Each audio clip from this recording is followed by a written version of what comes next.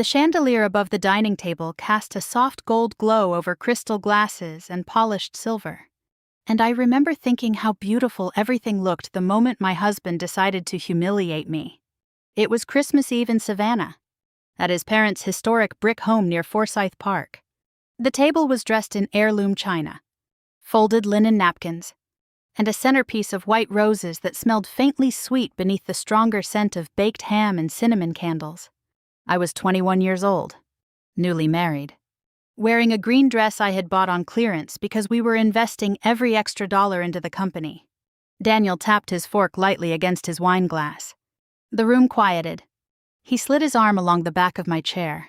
Not around me, just behind me, as if I were something decorative he'd placed there for the evening. He smiled, slow and controlled, the kind of smile that never reached his eyes. "Lauren's sweet," he said, almost playful. "But let's be honest, she'd be nothing without me." A few of his cousins laughed softly. His mother didn't laugh. She nodded. Nothing. The word hung heavier than the chandelier. He wasn't angry. He wasn't drunk. He wasn't even raising his voice. He smiled as if he had just stated a harmless truth, as if he had erased my worth with one sentence and expected applause for it. I felt my heartbeat in my throat, but I forced a polite smile, because that's what I had trained myself to do in that family. Smile, adjust, shrink. At 19, I had left college for him. I had a partial scholarship to a state university in South Carolina. I was studying business administration, and I loved it. But Daniel had a vision, a construction company he wanted to build from the ground up, just for a couple of years. He'd said, "We'll build it together." So I deferred my enrollment. Then I never went back. I worked early morning shifts at a cafe and evening retail hours at a boutique downtown while he met with investors and suppliers.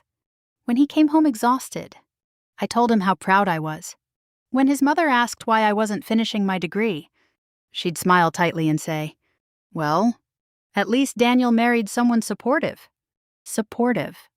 That was the word they used instead of equal.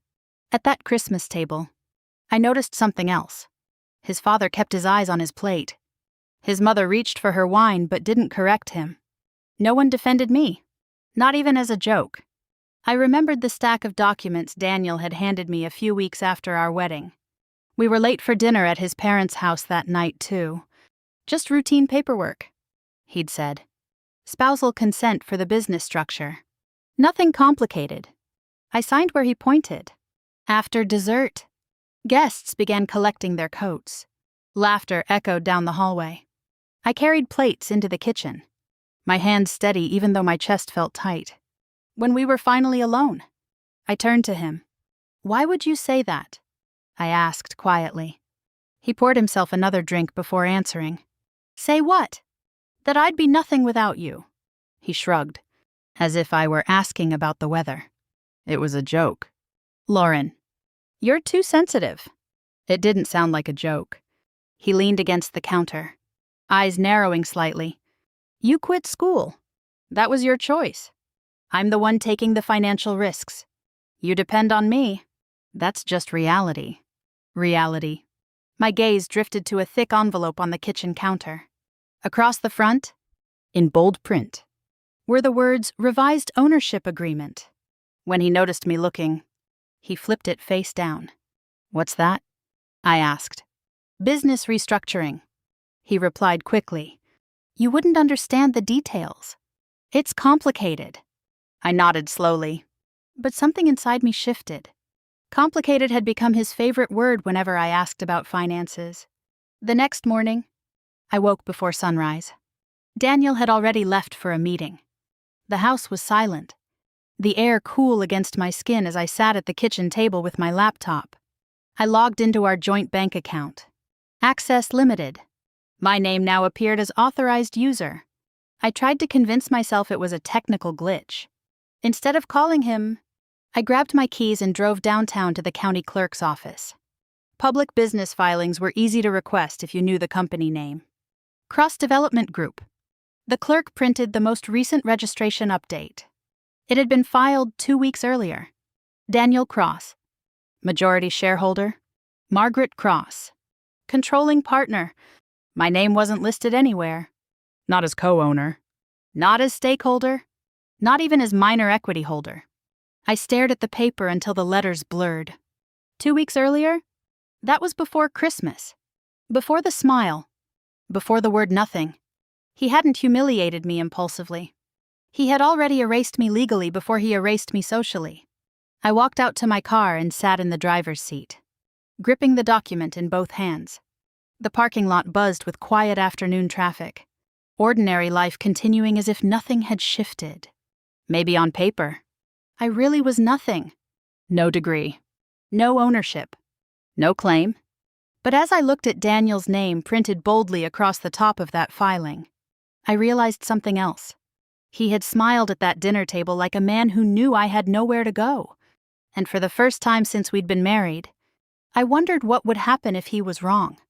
I sat in my car outside the county clerk's office long after the engine had cooled, staring at Daniel's name printed in bold ink where mine should have been. Majority shareholder. The words felt heavier than anything he had said at Christmas dinner. Humiliation bruised the heart. This was something else. This was structural. Permanent. Legal. For a moment, I considered driving straight home and throwing the papers in his face. Instead, I folded them carefully and placed them in my purse. If there was one thing I had learned in that family, it was that power never shouted. It documented, when I got back to the house, Daniel's truck wasn't in the driveway. I moved quietly through the living room, past the framed photos of groundbreaking ceremonies and ribbon cuttings, all of them featuring him and his parents, none of them featuring me. I went straight to the small filing cabinet in the hallway. Wedding documents, tax returns, business correspondence. My hands trembled as I searched through folders labeled in Daniel's neat handwriting. Finally, I found a thin stack of papers I barely remembered signing. Temporary spousal consent agreement. The language was dense, full of phrases like waiver of future claims and non-participatory interest. I remembered sitting at this same kitchen table months earlier while Daniel rushed me. Just sign here. Lauren. We're late for dinner at my parents'. I had trusted him. Now, reading the document slowly, I understood what I had signed away. Any present or future claim to ownership interest in cross-development group. My stomach tightened. Why would a husband need his wife to waive ownership if he truly saw her as a partner? The front door opened just before 6 that evening. I heard Daniel's keys hit the counter and his familiar footsteps crossing the hardwood floor. I was already standing at the kitchen island when he walked in. He stopped when he saw the papers laid out neatly in front of me. "We need to talk," I said. He loosened his tie without looking concerned. "About what?"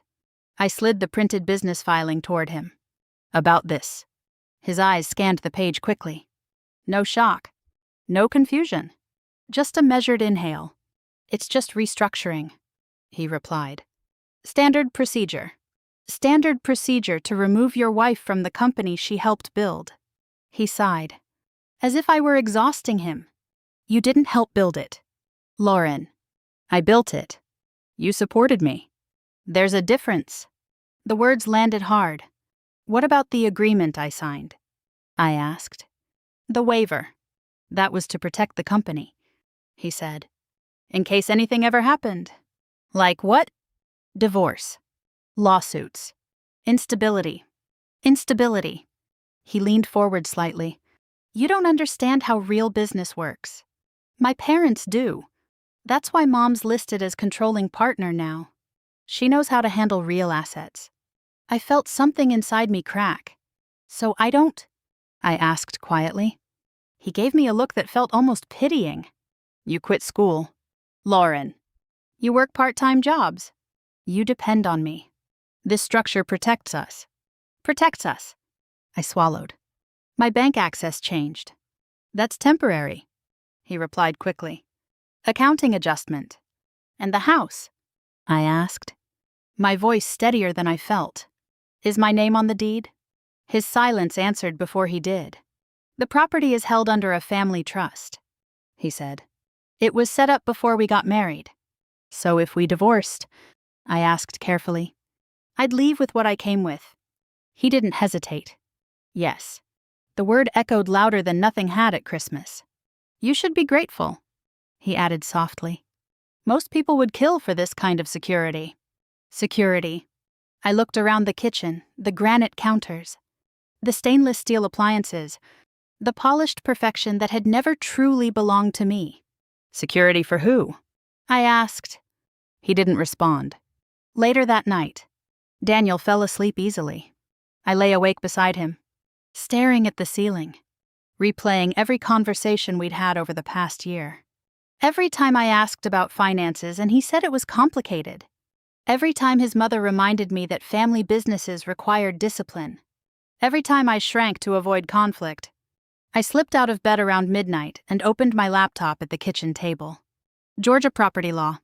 Spousal consent. Trust protections. The more I read, the clearer it became. Legally. I was almost invisible. My debit card labeled secondary user. My signature binding but not protective. My labor emotional, not contractual. I opened the hallway closet and pulled down my small suitcase. I placed it on the bed and began folding clothes inside. Not angrily. Carefully. Halfway through packing, I stopped. Where would I go? I had no savings beyond a modest checking account. No degree. No ownership. No leverage. Fear crept in, slow and heavy. I walked back into the kitchen and opened the small wooden jewelry box on the counter. Inside lay my grandmother's silver locket, the only heirloom my family had passed down to me. Not cross-family silver. Mine. I closed my hand around it. For the first time, leaving felt less terrifying than staying. Daniel had smiled at Christmas like a man certain I would accept my place. But as I stood there in the quiet kitchen, holding the only thing that truly belonged to me, I realized something he hadn't considered. If I was already nothing in his world, then I had nothing left to lose. I left before dawn, before the sky turned pink over Savannah, before Daniel woke up and realized I was gone. The house was silent when I set my wedding ring on the kitchen counter. I didn't leave a note. There was nothing left to explain that he didn't already understand.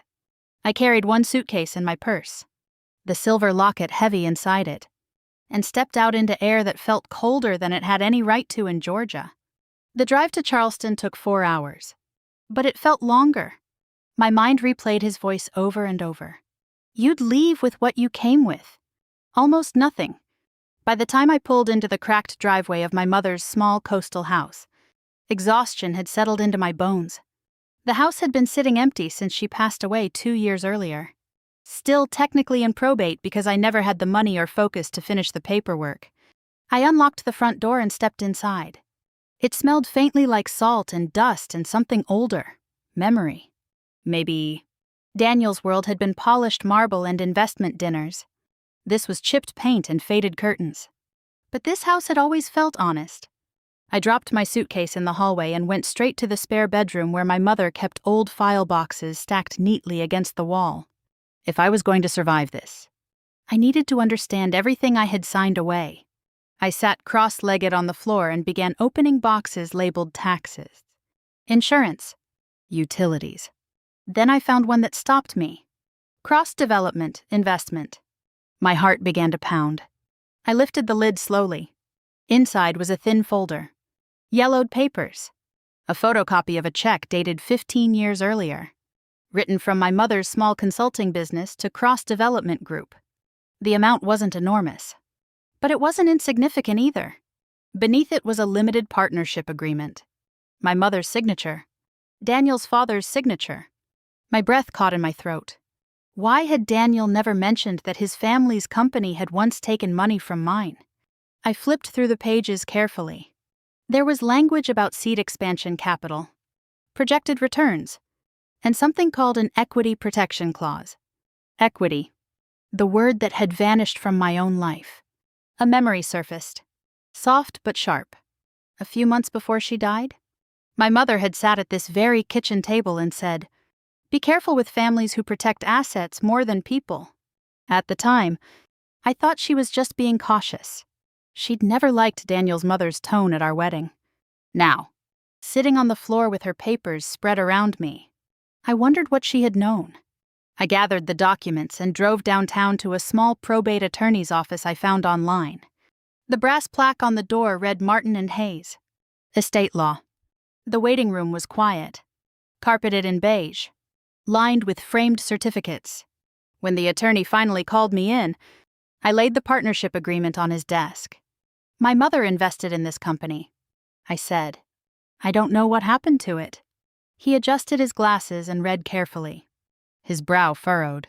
This clause suggests a continuing financial interest, he said slowly. Did your mother receive returns? I don't think so. He requested a copy of my mother's filed will from the county records. When it arrived, we reviewed it together. There was no mention of cross-development, no mention of partnership equity. That's strange, he murmured, because this draft references an asset that should have been included in estate valuation. Draft? I asked. He explained that sometimes earlier versions of wills existed before final filings. We requested archived copies. 2 days later, I sat in his office again, staring at an earlier version of my mother's will. There it was. Continuing financial interest in cross-development group. But the filed version, the one legally executed, had removed that entire clause. The amendment date made my stomach drop. It had been finalized the same month Daniel handed me the spousal waiver agreement. The same month I signed away my rights. My hands felt cold. Could someone have pressured her to amend this? I asked quietly. The attorney chose his words carefully. Amendments are legal. Motivation can be complicated. Complicated. That word again. We dug deeper into public records and trust filings. The equity listed in the earlier draft appeared to have been absorbed into a holding trust managed by Daniel's parents. No formal payout to my mother's estate. No clear dissolution. It wasn't just that I had been excluded from my husband's company. It looked like my mother's investment had been quietly folded into their control. I drove back to the house in silence. I had left Savannah because I refused to be nothing in a marriage. Now I was staring at the possibility that my own inheritance had been erased the same way. I sat at my mother's kitchen table, the late afternoon light spilling across the papers. My leaving had been about dignity. This was about truth. For the first time since Christmas Eve, I felt something stronger than humiliation or fear. Clarity. If contracts and trusts were the tools used to erase people quietly, then I needed to understand them better than the people who used them. The next morning, I drove to Charleston Community College and asked about enrollment deadlines. When the advisor asked what I wanted to study, I didn't hesitate. Business law. Daniel believed I would disappear when I left. He never imagined I would come back educated. I was 22 years old when I walked into my first law class, and I felt older than everyone in the room. The classroom at Charleston Community College smelled faintly of dry erase markers and old carpet. Most of the students looked barely out of high school. They talked about dorm life and weekend plans while I sat in the back row, clutching a folder filled with copies of partnership agreements and amended wills. I wasn't there to explore options. I was there because I had signed something once without understanding it, and I would never do that again. When the professor asked us to introduce ourselves, I kept it simple. Lauren Whitmore. Interested in business law? I didn't explain that business law had already dismantled my marriage. I enrolled in courses on contracts, estate planning, and corporate structures. During the day, I worked at a small bookstore near King Street, shelving novels and ringing up tourists. At night, I read case studies about fiduciary duty and trust manipulation until my eyes blurred. The more I learned, the more patterns emerged. Spousal consent clauses used to shield assets. Family trusts designed to consolidate control. Amendments buried under technical language. What had felt personal began to look procedural. One afternoon after class, the professor stopped me before I left. Her name was Eleanor Hayes. She was in her late 60s, sharp-eyed, silver-haired, with a voice that carried authority without volume. You ask very specific questions about inheritance disputes, she said, studying me. Why? I hesitated. I signed something once that I didn't understand. I admitted, and it cost me. She held my gaze for a moment, Most injustice hides in paperwork, she said quietly. That sentence stayed with me. A week later, she offered me a part-time position organizing files at her small legal consultancy. It wasn't glamorous. I sorted case documents, prepared summaries, and copied depositions. But I read everything. Families fighting over wills, business partners dissolving companies, spouses discovering they had been excluded from ownership through technical waivers.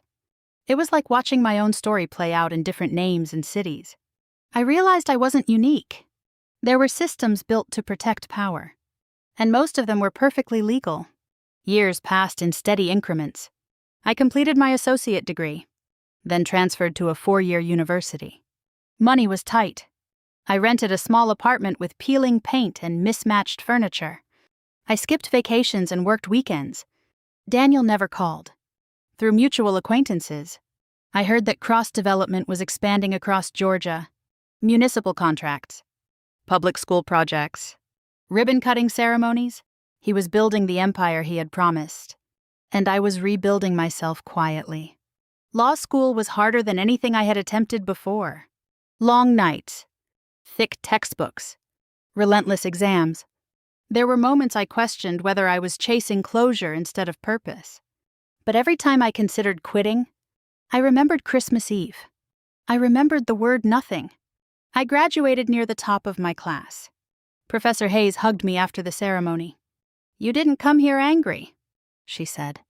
"You came here focused. That's different." After passing the bar, I joined a mid-sized firm in Charleston that specialized in corporate compliance and white-collar investigations. It wasn't dramatic work. It was careful, methodical, often tedious. But it mattered. One morning, nearly 12 years after I left Savannah, a news alert flashed across my phone. State audit questions, irregularities in municipal construction contracts. The article mentioned multiple companies under review. Halfway down the page, I saw it. Cross-development group. My pulse didn't spike the way I expected. Instead, a calm settled over me. The article referenced cost discrepancies, delayed subcontractor payments, and unusual internal fund transfers. Unusual internal fund transfers. I had seen those words before, in a different context. In trust amendments, in estate filings. At the office that afternoon, a senior partner called an impromptu meeting. The state was expanding its investigation and seeking firms with experience in complex trust structures tied to corporate entities. I sat quietly at the conference table as files were passed around. When one folder slid in front of me, I read the cover without changing my expression. Cross-Development Group, Preliminary Review. 12 years ago, I had sat in a car outside the county clerk's office, staring at Daniel's name on a document that erased mine. Now I sat in a law firm conference room, staring at his company's name on a document that questioned his compliance. I wasn't the girl in the green dress anymore. I wasn't the wife signing waivers. I was an attorney trained to follow paper trails. And for the first time since I had left Savannah with one suitcase and a silver locket, I felt something close to inevitability. Not revenge. Not yet. But alignment. As the meeting adjourned, the senior partner said the state would formally assign counsel within days. I closed the file carefully. If cross-development became our client's target, I would have a decision to make. And this time, I would understand every document placed in front of me. The file had his name on it, printed in bold across the top like it had 12 years earlier. Only this time, I was the one holding it from the other side of the table.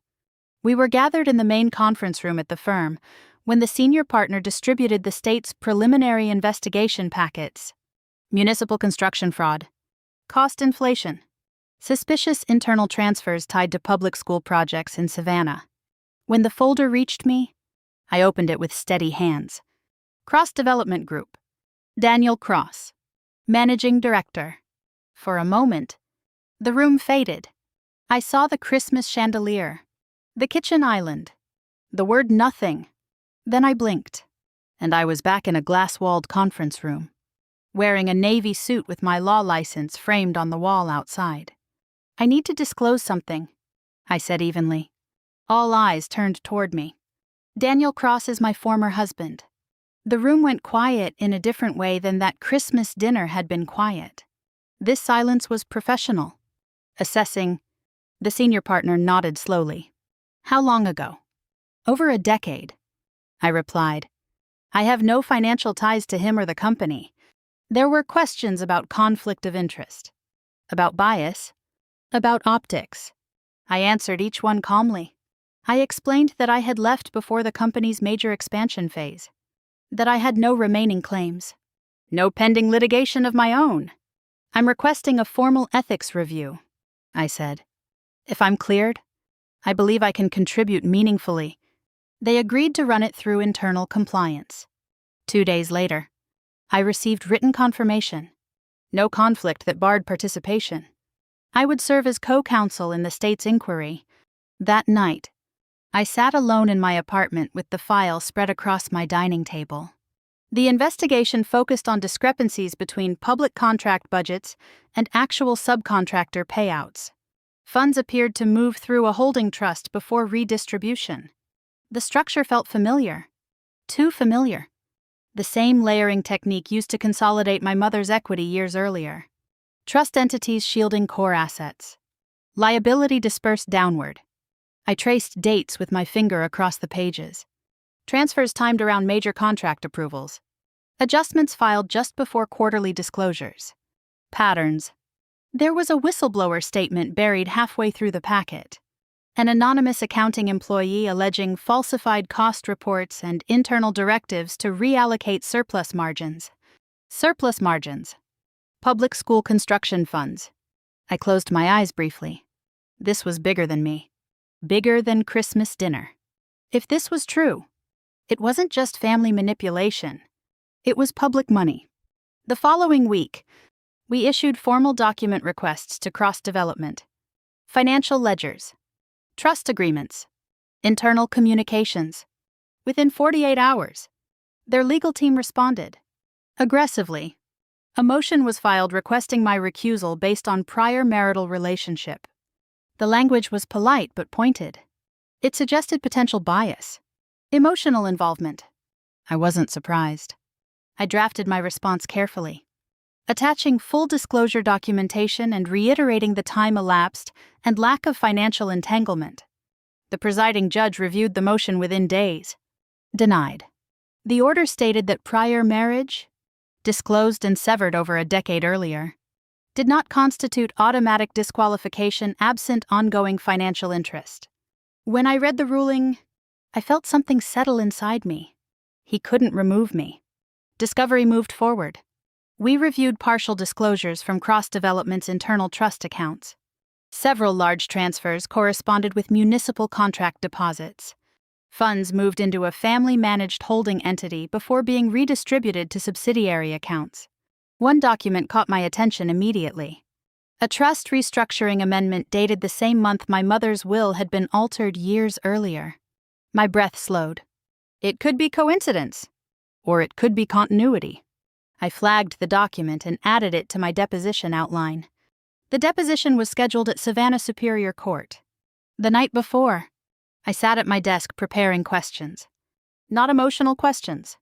Precise ones. Please describe the authorization process for internal trust transfers. Who approved the restructuring dated May 15th? Were any estate-linked equity interests absorbed into the holding trust during that period? Each question built on the last. I wasn't planning to accuse him of anything beyond the scope of the investigation. But I wasn't going to ignore patterns either. I remembered standing in that county clerk's parking lot years ago, feeling small and erased. Now I was preparing to question him under oath.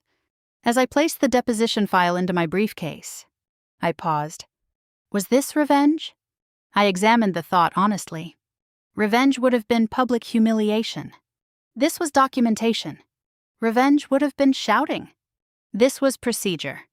The truth didn't change based on who uncovered it. The next morning, I drove to Savannah before sunrise. The courthouse steps looked the same as they had years earlier, except I wasn't arriving as someone's wife.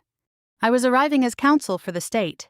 Inside that building, Daniel would sit across from me for the first time in over a decade.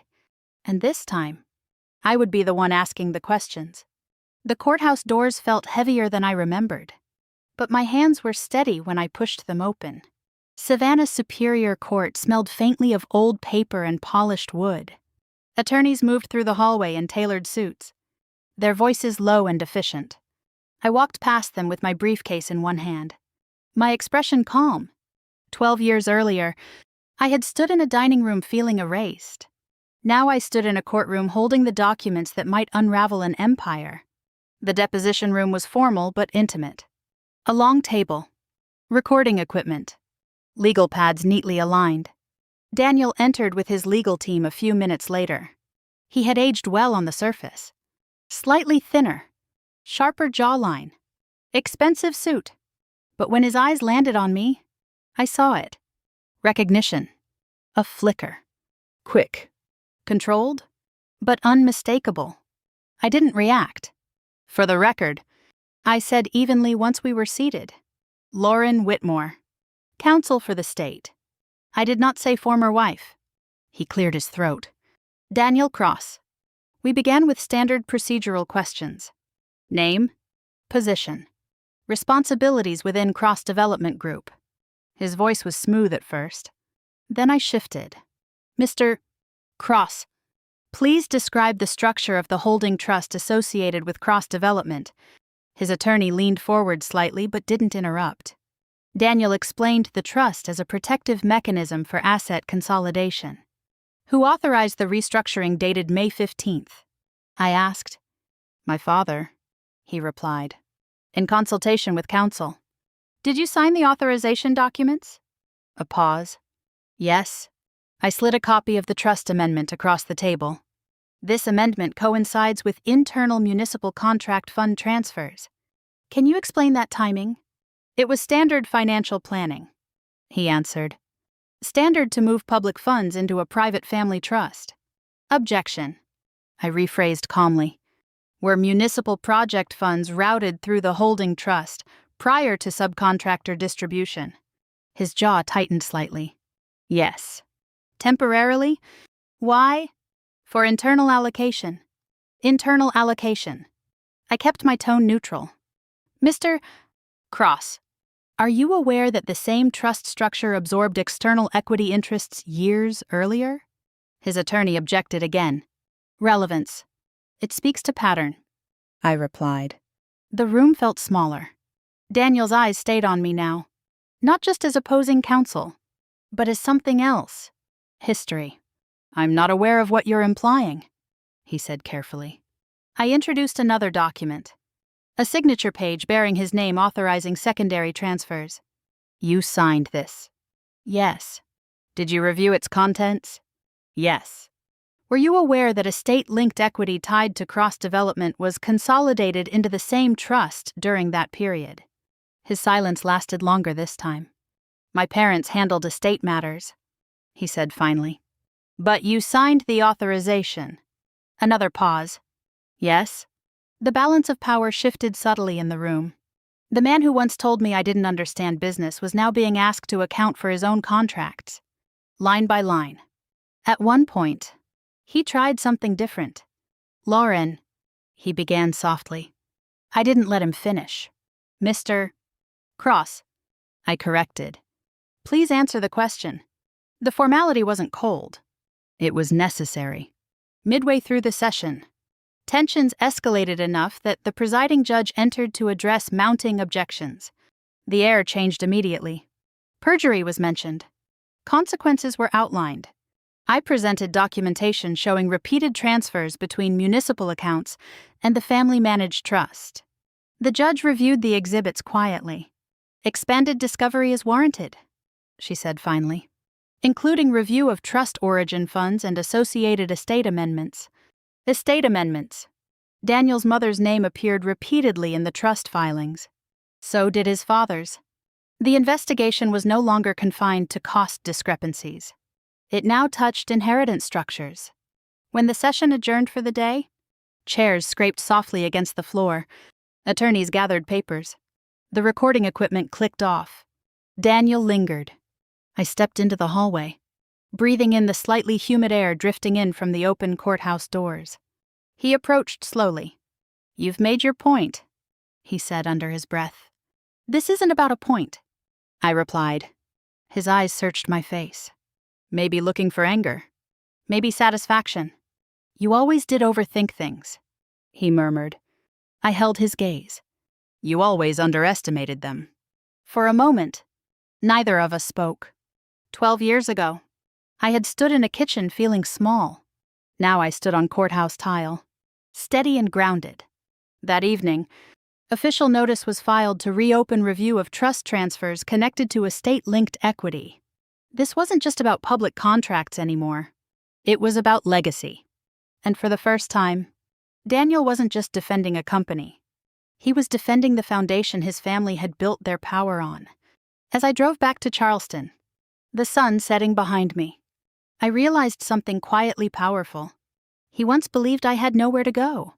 Now there was nowhere left for him to hide. 2 weeks after the deposition, a second case opened with my mother's name on it. The motion to review trust transfers tied to her estate moved faster than anyone expected. What began as a municipal investigation had now split into something more personal, more dangerous for the Cross family. This wasn't just about public contracts. It was about inheritance. I sat in the courtroom as filings were presented outlining how estate-linked equity may have been absorbed into the same holding trust that processed municipal funds. The legal language was dry, procedural, but beneath it ran a single implication. Someone had made sure my mother's investment disappeared quietly. Emails surfaced during expanded discovery. Internal communications between Daniel's father and corporate counsel referencing containment of external claims after my marriage. One line stood out: "Protect assets from spousal exposure." The phrase felt clinical, deliberate. Daniel's mother shifted in her seat as the judge read portions aloud. Daniel stared straight ahead, jaw tight. When the judge asked about the timing of the will amendment, Daniel's father cleared his throat and spoke about estate simplification. The judge wasn't convinced. "Why?" she asked evenly. Did simplification coincide precisely with trust consolidation of company equity? Silence. That was the first crack.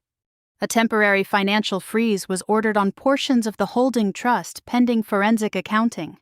Within days, the story hit local news outlets. Cross Development was now facing not only municipal scrutiny but potential estate interference allegations. Their stock value dipped. Municipal contracts were paused. Subcontractors began filing civil complaints over delayed payments. Power unraveled quickly once transparency entered the room. Then something unexpected happened.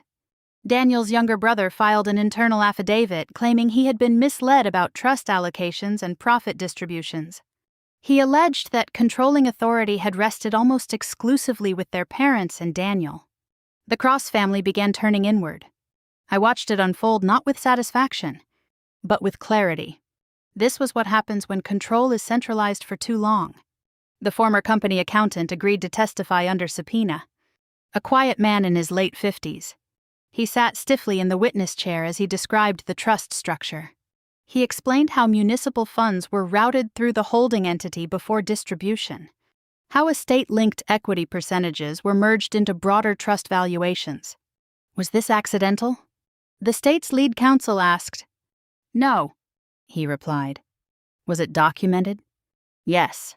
"Was it disclosed to estate beneficiaries?" He hesitated. "No." The word landed heavier than any accusation. Daniel took the stand later that afternoon in the civil proceeding.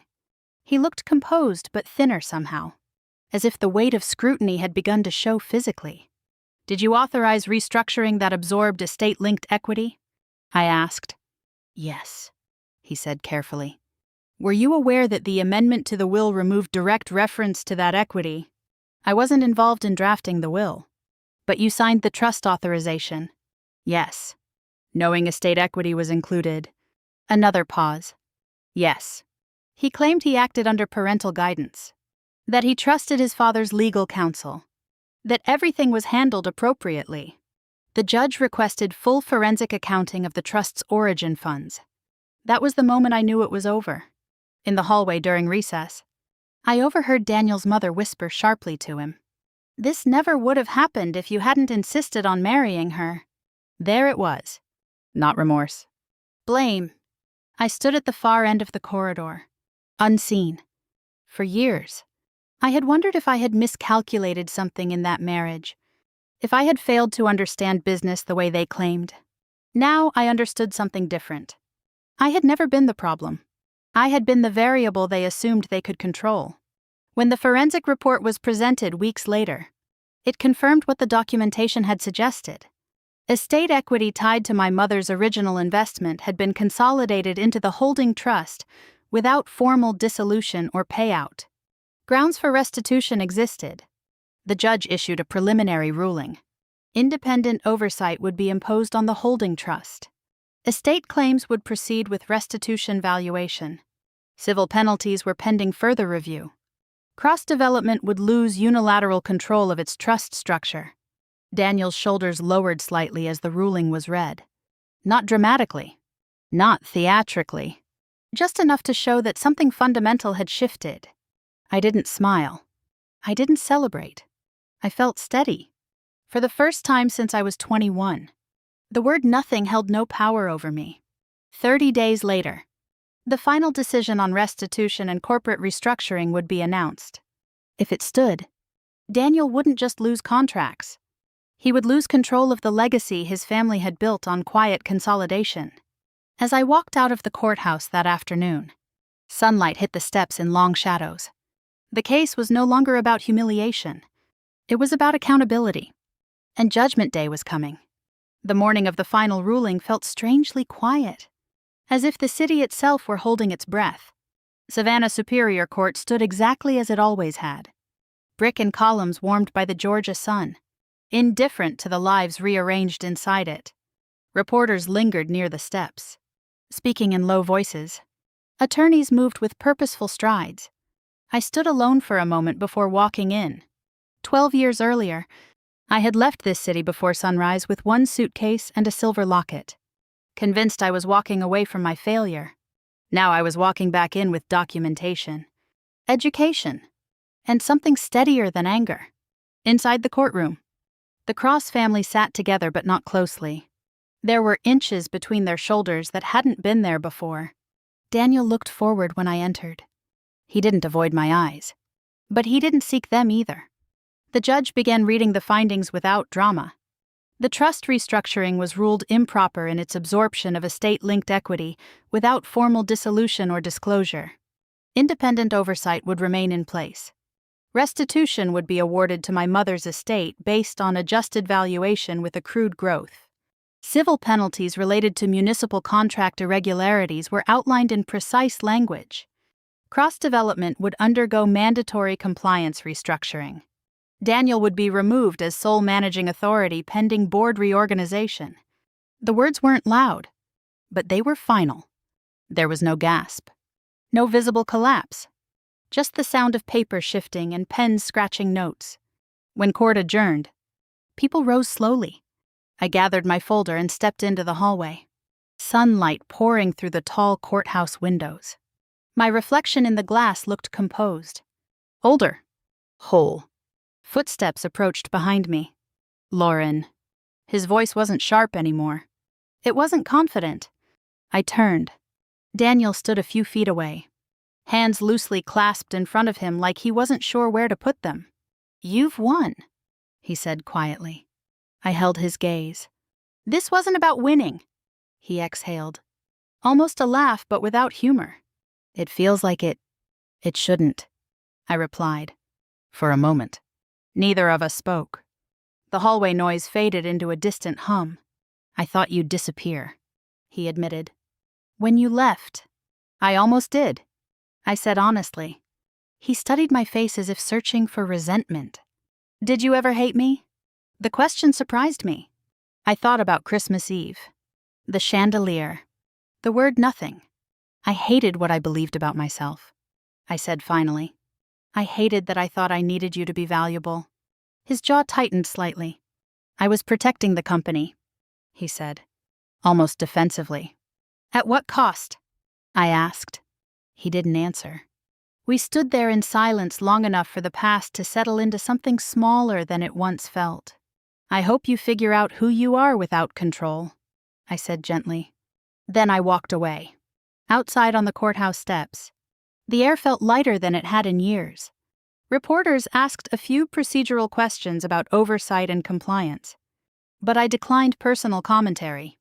This wasn't a spectacle. It was a correction. In the months that followed, I made decisions carefully. Through restitution and restructuring, I was entitled to a significant minority stake in the company. I could have fought for controlling interest. I could have taken the throne they once guarded so tightly. I didn't. I accepted a minority position with enforceable transparency provisions and independent oversight written into the structure. No hidden trusts. No silent amendments. Power without secrecy. The rest of the restitution funds went somewhere else. I established a scholarship in my mother's name for women pursuing business and estate law. I partnered with a local nonprofit to host workshops on financial literacy for young spouses and small business owners. I stood in community centers and small conference rooms and told women to read every document, to ask questions, to understand ownership before they surrendered it. I told them that love does not require ignorance. Months later, I returned to Charleston and stood on the porch of my mother's old house, now restored and bright with fresh paint. The ocean breeze moved gently through the trees. I held the silver locket in my hand and thought about the girl who once believed she was nothing without a man's approval. He had smiled when he said it, as if my worth were something he could erase with a sentence. But worth isn't erased. It's surrendered and reclaimed. The real revenge was never exposing Daniel. It was refusing to live as the version of myself he defined.